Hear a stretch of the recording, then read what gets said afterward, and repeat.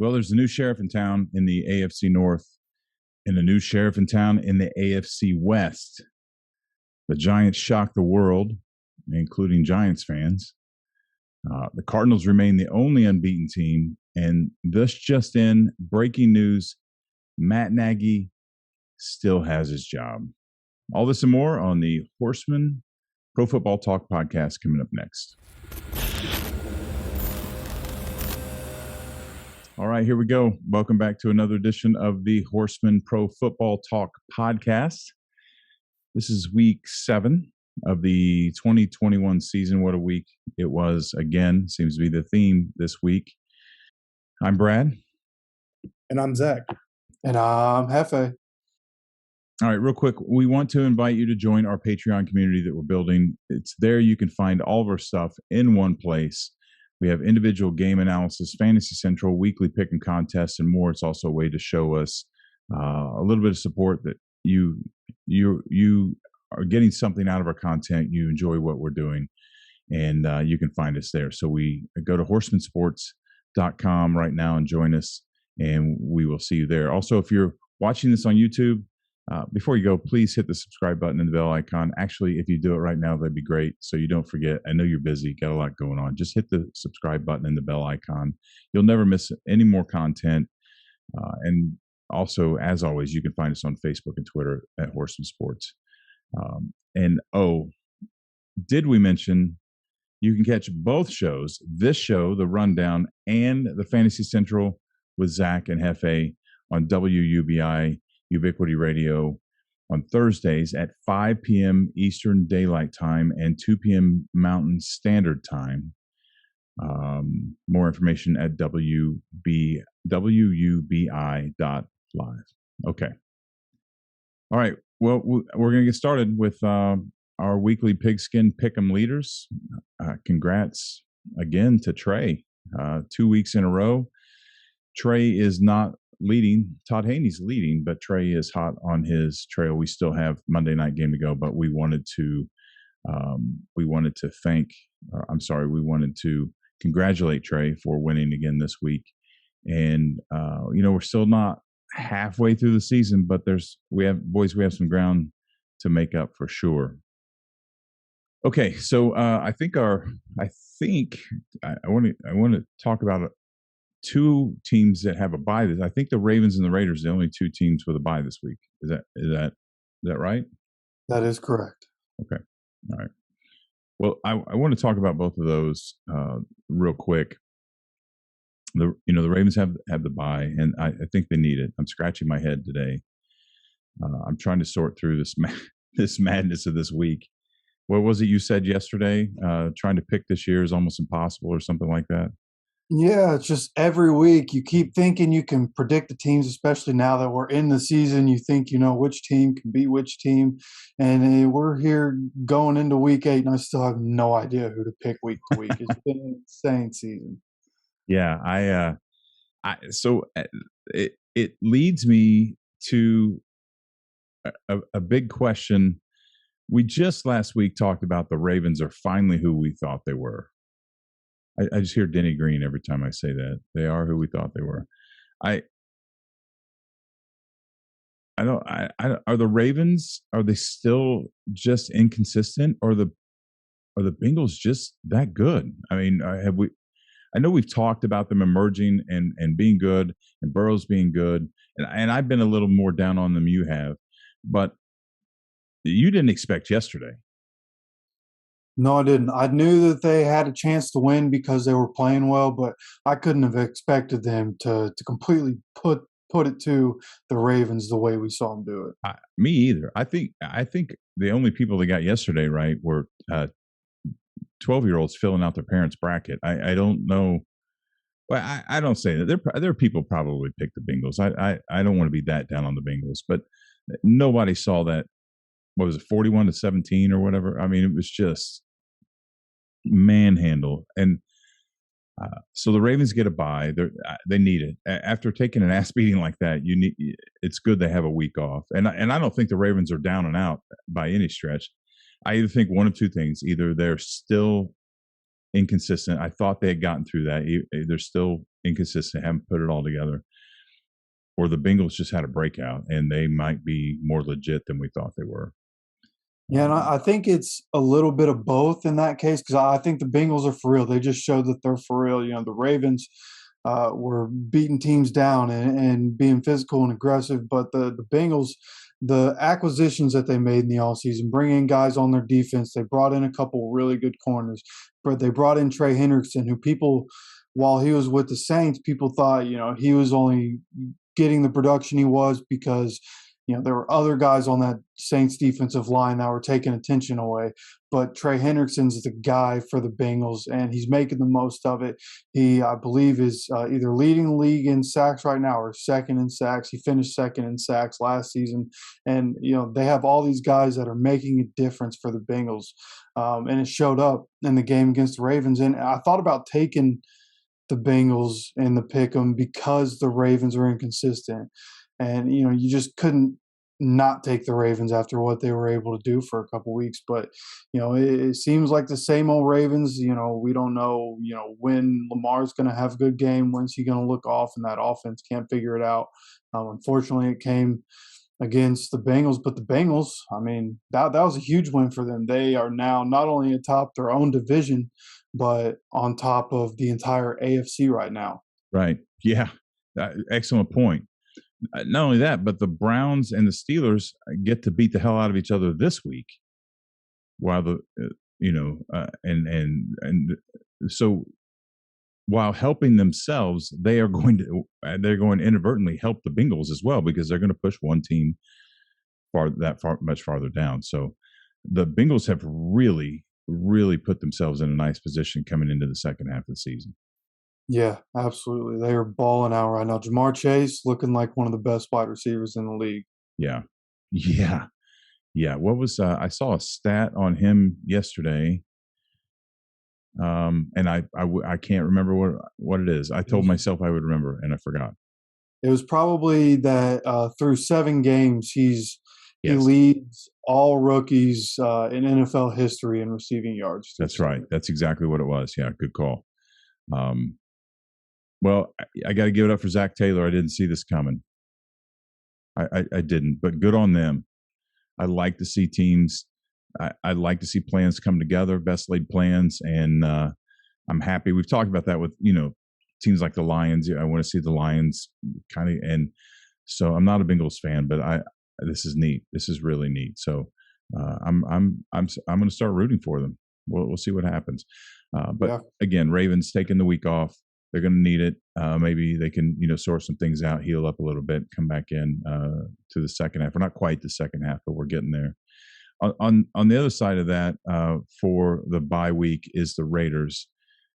Big win for them yesterday, and it doesn't seem like a big win, but they got 2 wins after the coach unceremoniously was pushed out of a fraternity that he was probably headed for the Hall of Fame in. I mean, the emotional ripple effects through that city and through the facilities over there has just got to be more incredible than we can understand. And they put 2 wins together.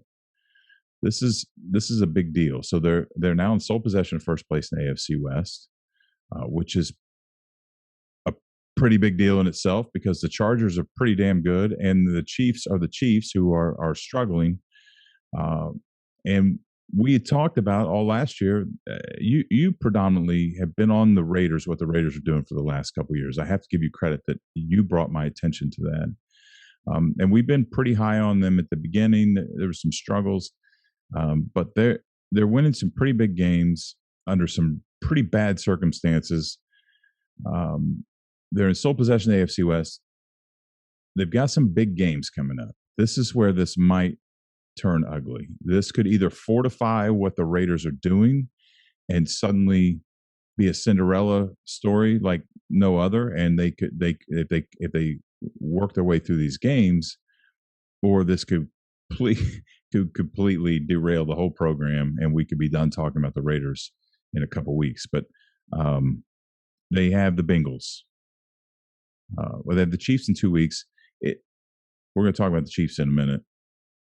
At this point, I'm looking ahead, but at this point, I would pick the Raiders. It's in Vegas.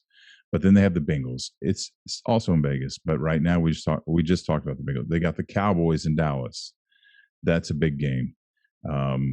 They'll have the Chiefs again. They'll have the Browns. Broncos, they should be able to. It's still interdivision, but they should be able to handle the Broncos. But then they're going to be in Indianapolis, and then they're going to have the Chargers. So they have a treacherous path through this that's really going to determine what their postseason looks like, if there is any. Yeah, that's for sure. And that schedule is stacked. There are a lot of teams there that have a chance and probably will be in the playoffs. And it's going to be tough. But I think the most important thing over the last 2 weeks that came out for the Raiders was when Derek Carr in his post-game press conference yesterday, he mentioned that the team is just having fun. And you haven't heard that out of anybody in the Raiders organization in a long time. And there were a couple weeks earlier this season where you asked Zach and I, what's the problem? When the Raiders were sputtering a little bit, what's the problem? What do they need to get rid of to get over the hump? And I thought it was just Mike Mayock. Turns out that it looks like it's John Gruden was the problem. That team having fun is a big deal. We've seen that as Colts fans. Carson Wentz having fun with this team. And they're getting better. I just think the Raiders have the formula right now. Rick Bisaccia seems to be the better option for head coach, and I like the promise. Their offense looks great. Derek Carr balled out in this game. He had a 93% completion percentage in this game. I mean, the offense has looked tremendous the last 2 weeks. The defense is doing their job, and it's like you said, with the schedule they have, it's going to be tough on the defense for sure. And I expect the offense to continue doing what it needs to do. And it's going to be an uphill battle, but I think the Raiders can do it. Yeah, I'd like to see that. It's rare that an interim coach moves into a head coaching spot, and with what's happened, I'm rooting for this guy. I'd like to see this continue. I'd like to, but there's another side to this too, right? The change, a lot of times the change of leadership leads to an initial surge of energy. And then something goes wrong. And let's say they get a win or they get an unexpected loss. Okay, let's say they lose to one of these teams that they shouldn't lose to coming up. And how the leadership handles it from there, and how the team responds dictates how they respond the next week, and to whether it's going to continue the way it is or whether it's going to go backwards is kind of what I'm saying. And so we still have to reserve judgment as this newness and the shyness and this energy wears off and they're excited and they're having fun, because fun will take a well-disciplined team and make them super powerful very quickly until the discipline starts to wear off. Is kind of what I'm getting at. And I don't know this guy well enough to know if this is going to stay this way, but it's fun to watch. I'm excited to see what they do, and like the Bengals, I'm rooting for the Raiders. Only to a certain point. We know where my loyalty lies in the AFC, but I'd like to see them make the playoffs and do some damage in there. Yeah, absolutely. I got the Derek Carr jersey a couple years ago. He's somebody that I believed in for a long time. So if I could see the Raiders get in the playoffs, obviously I'd like the Colts to win any game they play. But, seeing the Raiders in the playoffs would be cool. Yeah, it sure would. So it seems like people are finally starting to put some respect on Derek Carr's name.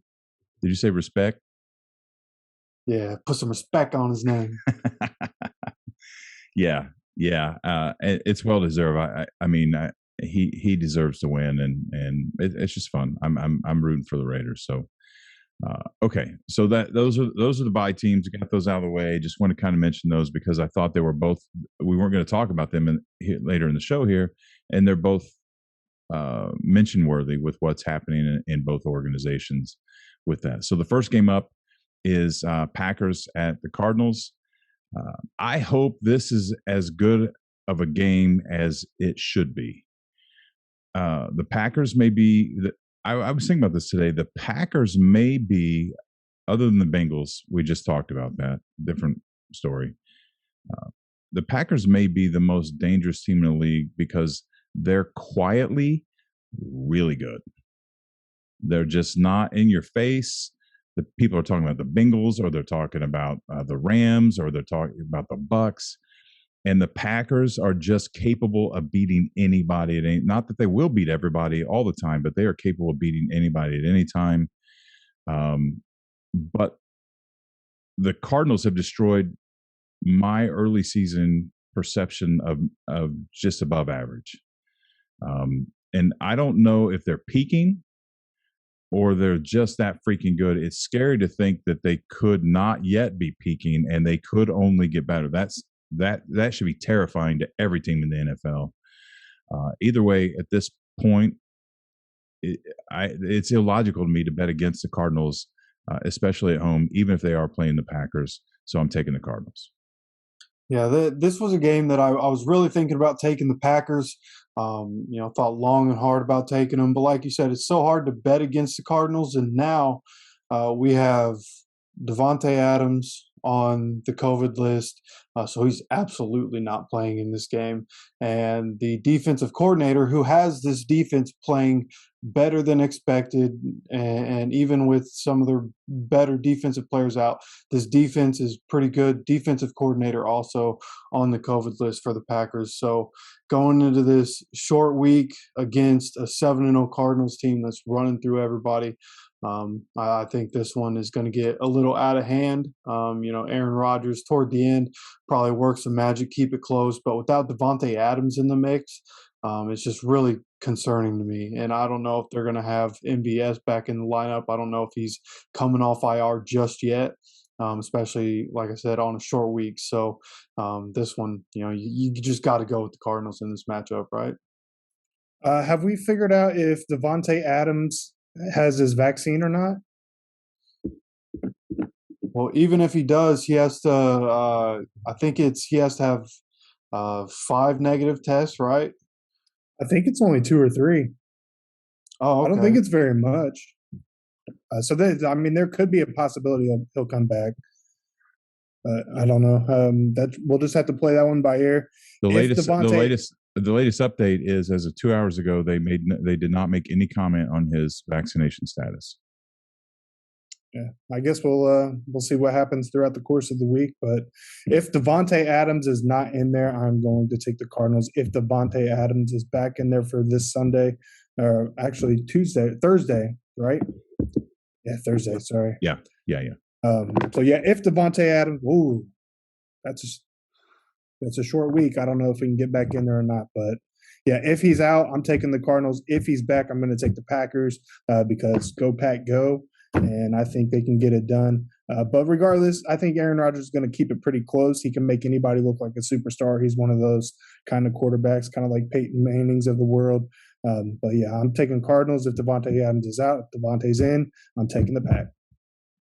All right. Hefe and I are taking the Cardinals, and Zach can't make up his mind. Pretty much, yeah. And I think we can all agree that either one of these teams can win this game. This is going to be a good game. I hope it's a good game. All right, next game up, Panthers at the Falcons. I thought about this. I have tried to get on this Panthers train. There's just so much inconsistency at this point. I'm starting to look at leadership. I've tried to. I got excited about Matt Rule. I wasn't real high on him last year. And coming into the year, I wasn't real high on him, and I kind of started to change when they got hot in the beginning, but I don't know. They're just struggling to find their identity and balance things out. I would have thought they would have moved a little more forward than they have. They need some consistency, but and on the flip side of that, I had this sense, and I can't really quantify this. I'm sure we could dig deep enough and make numbers support anything we want. I had this sense that the Falcons are slowly getting their footing. Not that they're going to do a lot of damage this year at all, but that they're finally kind of starting to get together, find a rhythm. They got a superstar quarterback. I don't know what any of this means. But they've won a couple games. They seem to have been more competitive the last couple games than they were in the beginning. But with all that said, I mean, this is still a coin flip for me at this point. And when I do that, I go with the home team. So I'm going to take the Falcons this week. Yeah, well, we do that, home team, road team thing. I heard a stat last night during the Colts game. They mentioned that more road teams have won than home teams this year. So that's kind of out the That's window. interesting. That's really interesting. Yeah, I think it was like 53-44, something like that. That's kind of indicative of what this year's been like so far. Essentially, yeah, that's the whole NFL schedule in a nutshell. And this one, just like you, I've tried to get on the Panthers. I like the Panthers. I want them to be good. But without CMC in the lineup, this team can't win games. Like last year, they couldn't get it done without him. This year, they're not able to get it done without him. Sam Darnold, without CMC in the lineup, has looked really bad. They replaced him yesterday, rightfully so, but Philip Walker came in, didn't really do, anything any better. So right now they're talking about maybe Deshaun Watson coming in before the trade deadline. Maybe that changes a little bit for them because he's not on the exempt list yet. But the Falcons against bad teams, I think the Falcons can win. And right now the Panthers are a bad team. So I'm going to go with the Falcons in this matchup. Yeah, I can't really add a whole lot. I've been high on the Panthers after they started out 3-0. They completely fizzled. So I am done pulling for the Panthers until CMC's back in there, and even then it'll be questionable. I like Matty Ice. He's more than capable of winning almost any game. The Falcons' problem, as everybody knows, has been holding on to a lead. They tend to blow big ones. But yeah, so I'm going with the Falcons here. I'm done with the Carolina Panthers, and I think Matt Rule may be getting himself on the hot seat here soon. Yeah, I agree. So we're all three taking the Falcons, and that the Falcons, that whole blowing the league thing, that's the ghost of the goat. I'm looking at you, Pepe. Yeah. He doesn't want to comment. That's the kind of thing that scars a franchise, man. There's just there's just things you can't live down. So you always have a team that's a monkey on your back, and legacy that and it appears that is sticking with the franchise. So hopefully they can get that off their back soon. But either way, we're all three taking the Falcons this week. All right, next up is Dolphins at the Bills. My only question is how badly the Dolphins are going to get their brains kicked in this week. We've been on this for a couple weeks now. This ship is sinking. They're going to have to change their name to the Miami Galleons, right? Sinking ship, Spanish galleons off the coast of Florida. I got you now. I was yeah, a little slow. Sorry. Jeez, tough crowd. All right, so this is a no-brainer. I hate it where the Dolphins are at. I don't know how to fix this. I'm so frustrated with it. I want to believe in Flores, but every time I think about how to fix what I think should be done in Miami, the road always leads back to personnel and coaching decisions. It's just coming apart at the seams, and it's freaking me out. But and they're going to Buffalo. They should just cancel the game and just stay home and go to the beach. Yeah, sit there, try not to kill their quarterback in this game, because this one's going to get ugly. You got the Bills coming off a bye after a tough loss. They're going to have a point to prove, and they're going to be able to do that against a division opponent, which is going to feel even better for them. So this one shouldn't even be close to Bills all day. Yeah, the Bills are favored by 13.5. I would definitely think they're going to top that easily. Probably win by 3 or 4 touchdowns in this one. It's going to be pretty ugly. I wouldn't be surprised if this is 40-10 or 50 to. I wouldn't. It wouldn't surprise me. It wouldn't surprise me if this is a Bear score. So I'm thinking a little 38-6. Yeah. All right. So we are all three taking the Bills, and you should too. All right. Next up, 49ers at the Bears. Speaking of, taking the 49ers, and you should too. I know I put the cart before the horse, but we can all see this coming. 49ers played a tough game against Indy, but I think we're finally starting to see that the Colts team that we believe was there is finally emerging. In the end, they were too much for the 49ers. So despite being on the road, putting things in perspective, I believe the 49ers won't struggle being on the road in Chicago. The Bears are just bad, man. They are real bad. Like Nagy should, could be. Nagy could be fired any minute. It's a Freudian slip of the should there. No, not really. Or is it Ryan Pace? Is it the general manager? I looked at his record today, and he's got one winning season out of 5 at this point, including this season, and like a 3-win season, and this one, and they're even worse. Maybe it's not Nagy. He's going to go with him. I mean, if the general manager goes, Nagy's going with him. So Nagy's done either way. But we may have to go all the way back. And I didn't realize that the old lady's still running the show, and it might be some of that ownership leadership that's probably going to change. This is kind of a morbid conversation. She's very old. She's not well. There's talks of the franchise changing ownership. We might get a complete overhaul in Chicago, and that may actually be what's needed, because this is a freaking disaster in Chicago. And I'm tired of making fun of them. I'm now to the point where I feel sorry for Chicago's fans. They don't deserve this. No, this is like the Lions, Jacksonville's a different story. I'm not worried about them, but it's just bad. I don't see the Bears beating the 49ers this week. I'm taking the 49ers. The only reason that I'm even thinking that this might be, an upset of the week, there's 2 less than 500 teams, but I just think with Matt Nagy's on the COVID-19 list, might not be coaching, probably not going to be coaching this. Do you think that's going to help them? I think it might. If it helps, like Matt Nagy is actually like in trouble about being fired. If they are able to win this game with Matt Nagy not coaching the game. Do you think he'd be the first coach in NFL history to get fired after his team wins? Maybe.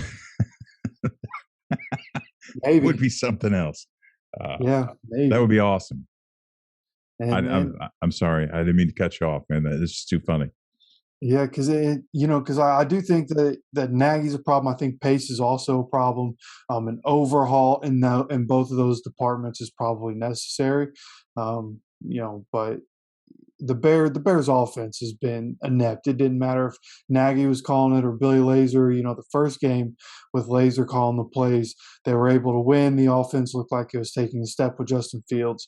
And ever since then, the offense is just so inept. They're the worst passing offense in the league. And I don't expect that to change here against the 49ers. And I'm obviously taking despite having 3 former starting quarterbacks in the league, they got the worst offense in the league. Yep. Yeah, the 49ers are only favored by 3.5. That's obviously due to the vast amount of injuries that they've suffered all season long. But when it comes down to it, I'm going to take Kyle Shanahan and that offense over the Chicago Bears any day. The over-under on this game is only 39.5, and I'm pretty sure Kyle Shanahan can pull something out to get up there and beat the Bears. So, yeah, I'm going with the 49ers here. Okay, so Hefe, I never did hear who you're officially going to take. Going with the Niners. Okay, so we're all 3 going with the 49ers. And can we add Ryan Pace to the who's going to get fired poll on Patreon? And if we did, would we add him? Is he go with Matt Nagy or I don't know. Just there's already so many options out there on who's going to get fired first. I don't know if they'll allow us to continue to add them to the list. I don't know what the max amount is. Good point. All right, next up is Steelers at the Browns. Big AFC North game. The Bengals are going to let these two just beat the hell out of each other, knowing after Sunday that one of them is going to help the Bengals by pushing one of these other teams down to no longer be a threat, at least for the time being. So Browns got injury troubles. Steelers are in trouble. Period. They're struggling. This is in Cleveland. I think that helps the Browns slightly, but the Browns. I mean, Keenum seems like he's handling his own, but we know that he can be streaky too. This game could truly go either way. I honestly don't know. I'm going to go with my faith in what I think the Browns are capable of. So I'm going to take the Browns at home on this one. Yeah, I'm also going to be back in the Browns here. And this one comes down to the matchup, like strength versus strength. And who do I think is better in it? When you talk about the strength of the Browns, it's the offensive line. Those guys are maulers. Strength of the Steelers is supposed to be their defensive line. And I think that the Browns can win that matchup and they can abuse them on the ground. They should be getting Nick Chubb back. D'Ernest Johnson obviously proved that he can be a nice filling for Kareem Hunt and fill that void while Hunt is out. And I think they'll be able to do what the Browns do, and they'll be able to run the ball. And the Steelers secondary is garbage. So when they want Case Keenum to run the play actions, they're going to be able to get Jarvis Landry or Odell Beckham Jr. or Donovan Peoples-Jones down the field somewhere and hit them where it hurts and be able to put up a decent amount of points. And like I said, I'm taking the Browns in this division matchup. Yeah, I also like the Browns.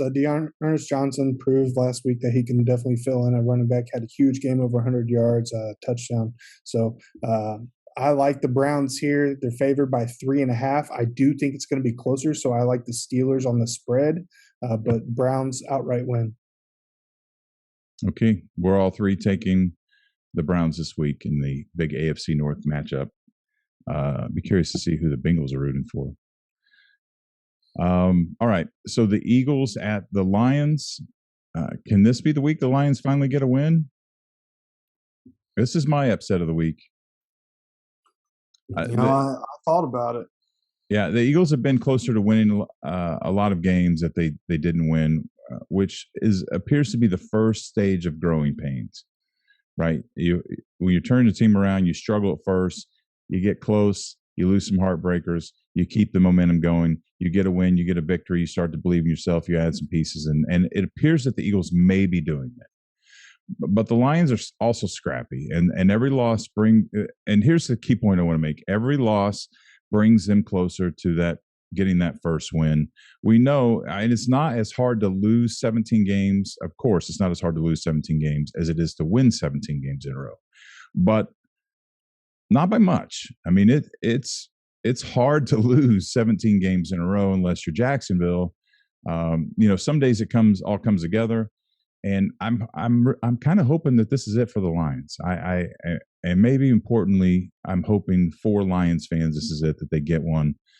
But for the same reason, I can't bet against the Cardinals because they're undefeated. I can't yet pick the Lions, so I'm going to take the Eagles this week. But I'm rooting for the Lions.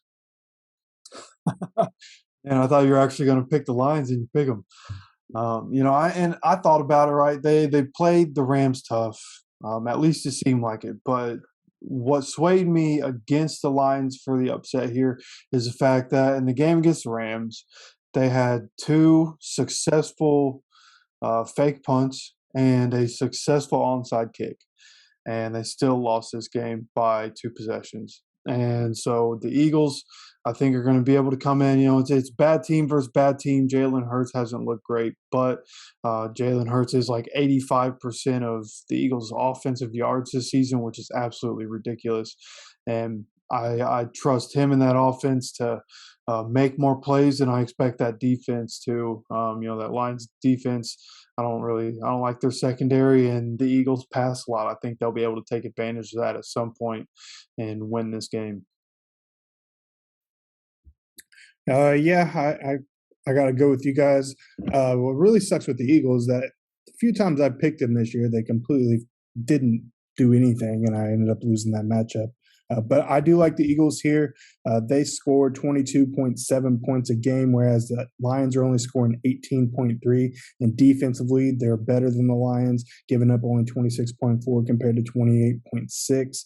The Eagles are favored by 3. I like them on the spread, and I like them with the win here. So yeah, Eagles have moved to 3-5, and Detroit will fall to 0-8. Okay, we're all three taking the Eagles on that one. All right, next up is the anxiety game of the week. The Titans at the Indianapolis Colts. The Colts are getting better. They're finally headed in the right direction. They pulled out an ugly win in nasty weather on the road against an underrated 49ers team. But what the Titans did to the Chiefs yesterday, the Titans may have found their swagger in the back of the closet yesterday morning, and they brought it. They brought the wood, man. And what gives me the anxiety is the Colts cannot afford to lose this. It's still early to have this make or break conversation, but if they lose this, there's no way they win this division. I don't want to say there's no way. It's not mathematically impossible, but we all know what I'm saying here. And the Colts are sitting in the 10th playoff spot right now. Do you guys know who they're sitting behind? Who's the Patriots. Yeah, and the Steelers. Steelers are 8th. So the Colts need this not only to try to recapture, if they want any chance of recapturing the AFC South, but it may just be to stay in the race. It may, if they lose, it may bruise their ego and start to kill their mathematical chances. And you have to worry about other teams losing, and you certainly don't want to ever get into that position. I got a bad feeling I'm taking the Titans. Oof. All right. So the reason I feel confident about the Colts, obviously I take the Colts every week. Obviously I'm going to take the Colts in this game. And the reason I feel confident about that is because in the week 3 matchup when these teams played, that was the week after Carson Wentz sprained both of his ankles. He was hobbling around. We had injuries on the offensive line. There were things in week 3 that contributed to the Colts not being able to pull that game out. But this team has gotten healthier. The offensive line is better. They'll be able to protect Carson. They have the last couple weeks. Actually, Carson, over the last 4 games, has multiple touchdown passes and 0 interceptions, which ties Peyton Manning's record for the longest in franchise history, which he did the year the Colts won the Super Bowl. And Carson's balling out right now. He's figured out that balance between, doing what's right for the play and being safe. He's found a nice balance that is making plays and keeping himself safe. And then you look at the defensive side of the ball for the Colts. Darius Leonard just by himself has 8 turnovers this year. And this defense is tied for first in the league in takeaways. So I think that this team, like Brad was talking about, they're getting better. What we thought they could be, they're getting to that point. But the Titans are also getting better. They've gotten their guys healthy and they're getting better. So this is going to be a heavyweight fight this week. But I really think especially if T.Y. Hilton is back in the lineup, which I think he should be this upcoming week. The Colts have enough firepower on offense to keep up with them. And I think that the Colts defense can make a difference in this game and help win. You know what sucks about going behind Hefe? What? I talk about everything. He lists all these stats and tells everybody who's in, who's out, everything you need to know. So then I'm sitting here thinking, like, what in the world am I going to say? Pretty much said everything that I even thought of, and then more than that. But yeah, I agree with you, Hefe. I genuinely believe that the Colts can beat the Titans. I think the Colts are a better team. There are games this season that the Colts have lost that they shouldn't have lost. So I believe the Colts are better than the Titans, even with the Titans playing as well as they have been. So I will also be taking the Colts. And I do want to say that the Titans are only favored by 1 point here. So it is going to be a battle. Like Hefe said, a heavyweight battle. It's going to be a great game to watch. But I do think the boys in blue, Colts blue, will get it done. And I hope you're both right. But I do want to point out they're favored by 1 on the road in Indianapolis, which doesn't always mean anything, but it does in the odds. And the last thing I want to say is I hope I'm wrong. I mean, I think the Colts are very capable. I just think where they're at right now, I have to take the Titans. But I hope they prove me wrong, and we have a different conversation next week for sure. Yeah, and the good news is that right now, as bad as the start of the year looked for the Colts, they're sitting at 3-4. The best team in the AFC and the best team in their division have the same record, is 5-2. So they're only 2 games back. So getting a win here would be huge for the rest of the season. Agreed, completely. And it nullified that win that Tennessee had against the Colts too. So that tiebreaker will then be gone. So it's essentially winning the equivalent of a game and a half here. Yeah, exactly. But the reverse is true as well. Now they not only go 3 games down, but they don't have the tiebreaker either. So might as well be 4 games down if they lose. All right, next up is Bengals at the Jets. Next. Yeah, pretty much right. Like without Zach Wilson, there's no chance for the Jets. There was no chance. If the Bengals play like they did true. yesterday, this is 50-0. So you know who I'm picking. You should too. Yeah, I'm going with the Bengals. Same thing. Yeah. Let me see what the spread is real quick. Only 9.5. Yeah.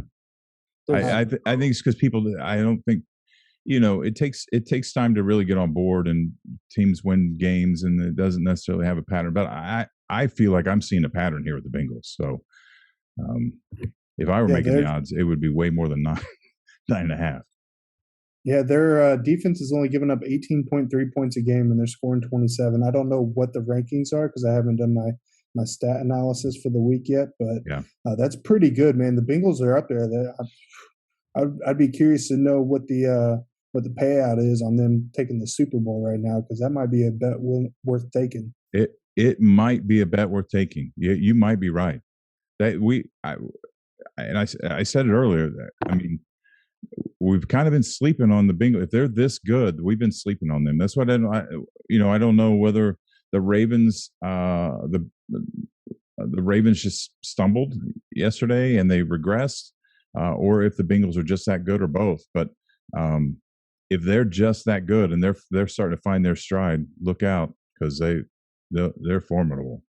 But we thought the same thing about the Browns a couple of weeks ago, and they've sputtered a little bit. I know they've got some injuries, so it's too early to make those predictions, but definitely a team to keep an eye on, or maybe put some money down on. Who knows? All right. Next is Rams at Texans. Again, next. No chance. Moving on. 99% of the people on the Pigskin Pick them taking the Rams. That's me too. So, I mean, Tyrod comes back this week, so that's a cool storyline for the Texans. But that's about it for them. They're going to get rolled on. Yeah. Cool story, bro. We're taking the Rams, and you should too. Next up, Patriots at Chargers. A little more interesting. I know it's against the Jets, but Mac Jones had 300 yards yesterday, 2 touchdowns. Not bad for a rookie. This kid's getting better. Bills might be onto something here. The Patriots might be on full rebound mode, but they're probably not going to ride across country 2,000 miles and beat a good Chargers team at home. I don't expect this to be a dominating game in any fashion, but I'm taking the Chargers. I do expect this to be a little bit of a domination. I think Brandon Staley is a great defensive coach, and they have a lot of really good guys on the defensive side of the ball, and I think they're going to make it tough for a rookie quarterback this week in Mac Jones. So, Mac Jones, going to have a tough week. The Chargers coming off a bye week after a tough loss to the Ravens. They want to come back and make a statement, and I think they do that here at home. I got to go the other way. I'm going to take the Chargers. The Chargers are favored by 5.5. I think it's going to be a closer game than everybody anticipates. But I got the Chargers to win. I like the Patriots on the spread, though. Okay. We're all three taking the Chargers. Two of us think it'll be a little closer to the game than the other, which neither here nor there. And one of us has a full-blown hatred for one of the teams that would never allow them to see anything different. Not saying that any one of the three of us are more right than the other. We just know one of them has a little more emotional stake in their decision than the other two. Yeah, maybe a little bit. All right. Next game is Jags at Seahawks. What's really sad about this, and I know I make fun of Jacksonville fans all the time, just because it's funny to do so, but what's happening in Jacksonville is a travesty. And even as not good as I think the Seahawks are, and Russell Wilson not being there, I think it's safe. I don't see the Jags coming in and winning this game. So in a rare moment, I'm picking the Seahawks. I want to make that clear. But in a rare moment, I'm rooting for the Jags because I can't stand Pete Carroll. I thought about taking the Jaguars. Maybe this is going to be the upset of the week. But I feel like, Geno Smith having more reps in practice and in game with that team, they'll get good enough to be able to beat the Jaguars. The Jaguars are just a bad football team. Their only win came against another really bad football team. So I think the Seahawks have just enough talent to win this game. Yeah, I agree with Hefe here. The Seahawks are favored by 3.5. I'm taking them on the spread. Yeah. All right. Well, we're all three taking the Seahawks, and unfortunately, you probably should too. Sorry, Jags fans. I'm trying to get you one, but until that Urban Minds circus is over and we find a qualified head coach in Duval, it ain't going to happen. Washington at Broncos. It's another make my head hurt game. Both these teams are schizophrenic. Both teams are not living up to their potential. It's sad when you can look at rosters and see they have no business winning, but when you look at these rosters, there should be more going on here. It's not. So I'm moving on, and I'm taking the home team, taking the Broncos. Yeah, I wanted to take Washington. Actually, when I was initially looking at these, I picked Washington, but just sitting here thinking about it, I'm going to go with the Broncos in this game. I just think Taylor Heineke against this defense is going to make mistakes when he has to get away from the pressure. And Washington looks so bad. I've tried to watch their games over the last couple of weeks to get a good read on them because I couldn't figure them out. And they're just bad. They make stupid mistakes. They don't execute well. The Broncos haven't been better over the last 4 weeks, but I'm like you, going to take the home team here. Yeah, the Washington football team's giving up 12 more points on average than the Denver Broncos. For that alone, I will take the Broncos. They're favored by 3. I like them on the spread as well. Okay, it's too bad. I really want to root for Ron Rivera, but something's not right. So we're all three taking the Broncos. Next up, the Cowboys at the Vikings. Fuck them Vikings. Cowboys coming off a bye week. They appear to be legit until I see otherwise. I put them in the legitimate category. With what the Vikings do to me week in and week out, I refuse. I feel like I'm in an abusive relationship, and I'm not going to let them back in the house. I'm taking the Cowboys. Yeah, this is one that I thought, maybe it's the upset. I feel like I'm not taking any upsets, and there's at least one upset every week. But this one, the Cowboys coming off a bye, going up against the Vikings here. I just think there's too much firepower on the offense, and Trayvon Diggs at some point is going to get a pick six and turn the tide if things aren't even going right for him. So I'm going with the Cowboys in this matchup. Yeah, the Cowboys are plus 10 on points per game on average, so I like them over the Minnesota Vikings here. They're favored by 2.5. I also like the Cowboys on the spread. I can't believe that they're only favored by 2.5. I know, right? That really surprises me, and that's true testament to what the Vikings should be doing. But they're like the Broncos and Washington football team. They're just not living up to their potential. Anyway, we're all three taking the Cowboys, and you probably should too. Watch, this will be the upset that we were looking for. All right, last game on Monday night will be the Giants at the Chiefs. Yo, what's up with the Giants? I mean, Jones had an okay performance. He had only had 200 yards, but they capitalized and put points on the board when they needed to. I mean, they got it done.